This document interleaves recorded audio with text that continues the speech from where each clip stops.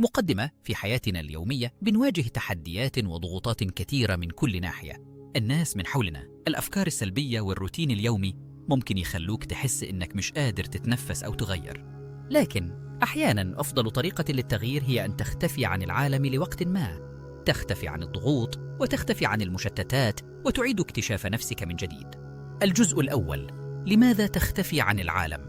التغيير الحقيقي يبدأ من هنا، من لحظة اتخاذ القرار بالابتعاد عن كل شيء لفترة معينة. مش المقصود هنا الهروب أو التهرب من المسؤوليات، ولكن المقصود هو منح نفسك الوقت والمساحة لتفكر، تركز وتكتشف الأشياء اللي في حياتك اللي محتاج تغيرها. العزلة مش معناها أن تكون وحيداً في مكان بعيد، ولكنها تعني أن تكون بعيداً عن كل ما يعيق تقدمك. الجزء الثاني: التأمل والانعزال كوسيلة للتغيير.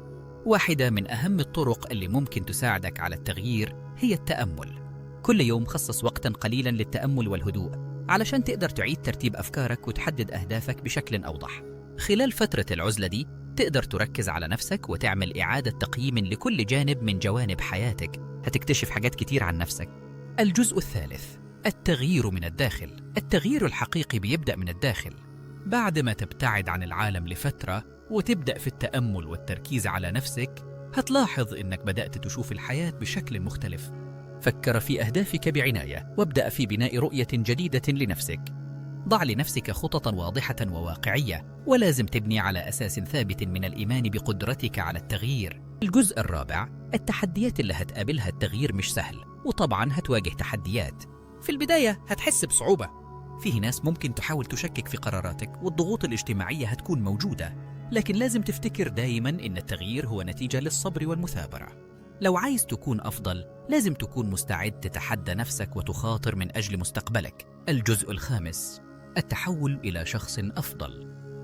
التغيير الحقيقي مش مجرد تغيير مظهرك أو نمط حياتك، لكن التغيير الأعمق بيكون في شخصيتك، في تفكيرك، في طريقة تعاملك مع الناس ومع التحديات اللي بتقابلك. كل خطوة صغيرة بتاخدها نحو تحسين نفسك بتقربك خطوة من هدفك.